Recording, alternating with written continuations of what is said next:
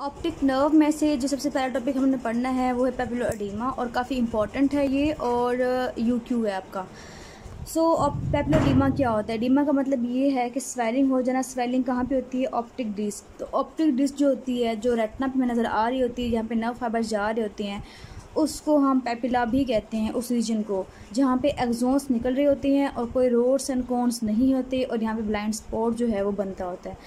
इस रीजन को हम पेपिला भी कहते हैं, इसलिए हम इसे कहते हैं पेपिलो एडीमा, या इसे हम कहते हैं चौक डिस्क भी कहते हैं। लेकिन हम जब डायग्नोसिस करते हैं तो हमने सिर्फ और सिर्फ ये लिखना होता है।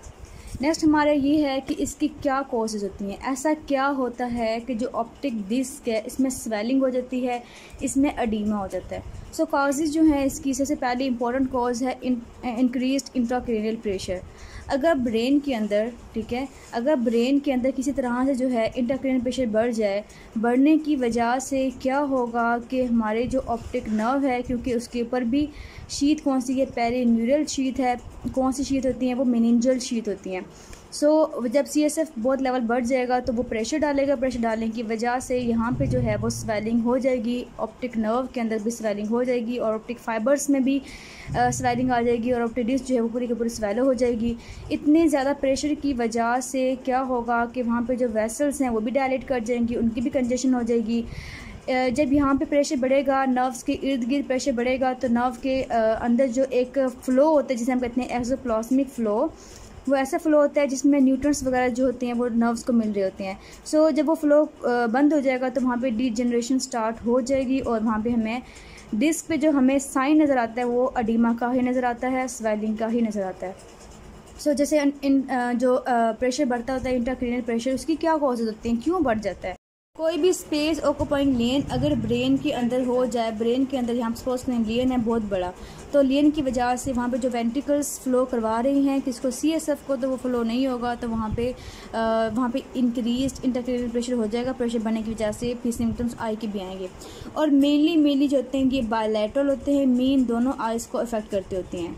लेकिन एक जगह ऐसी होती है जहाँ पे सिर्फ यूनिलेटरल ही होता है। वो क्यों होता है? उसे हम कहते हैं फोस्टर कैनेडी सिंड्रोम।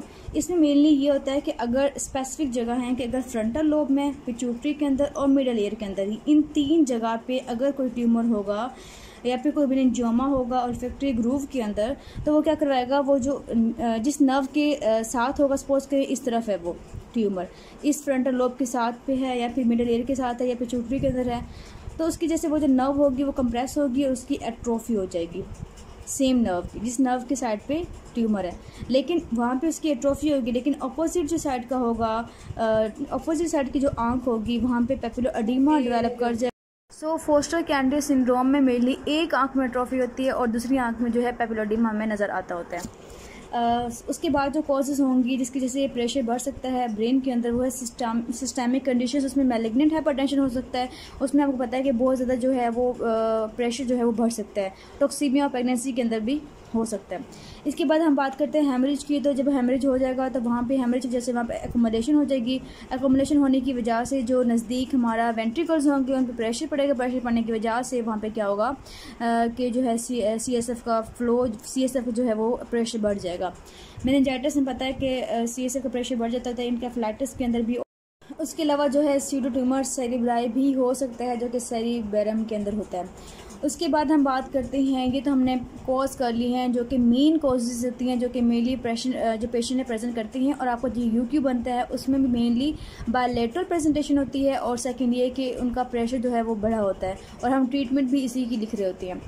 सेकेंड जो नेक्स्ट कॉजेज़ क्या होंगी, ऑर्बिटल लीजन्स, कोई ट्यूमर हो सकता है, कोई सेलुलाइटिस हो सकता है, कोई एब्सिस फॉर्मेशन हो सकती है। इसके अलावा जो हमने एंडोक्राइन में पढ़ा था कि थायराइड ऑफ्थल्मोपैथी हो जाएगी, उसमें भी ऑर्बिटल लीजन्स की वजह से वहाँ पे पेपिलो एडीमा हो सकता है।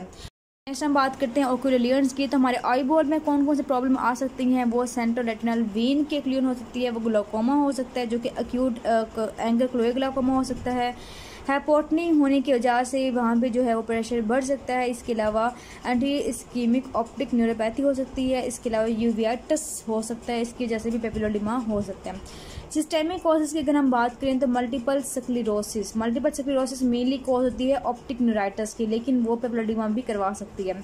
इसके अलावा इन्फेक्शन हो सकती हैं, वायरल बैक्टीरियल वगैरह, ऑटोइम्यून हो सकती है। ऑटोइम्यून के अंदर जो है वो जॉइंट सेल आर्थराइटिस हो सकता है, जो कि हमने पढ़ना है। इसके अलावा SLE हो सकता है और मेटास्टेसिस हो सकती है किसी ट्यूमर की हमारे आई के अंदर। इसके बाद जो कॉज बनती है वो हेड इंजरी हो सकती है या फिर हाइपरविटामिनोसिस ए हो सकता है। सो आपकी जोगी में जो है वो सिस्टेमिक मेंशन नहीं की हुई, ये भी मेंशन नहीं की, तो आपने वहाँ पे ऐड कर लेनी है, बाकी सारी मेंशन है वहाँ पे। सारी कॉजेज़ जो हैं वो आपकी UQ हैं। आपकी UQ में एक जो है वो आता होता है क्वेश्चन इसके बारे में, अगर डायग्नोसिस पूछा है उन्होंने तो सेकंड जो ऑप्शन होता है क्वेश्चन का वो यही होता है कि आपने कॉजेज़ बतानी है इसकी।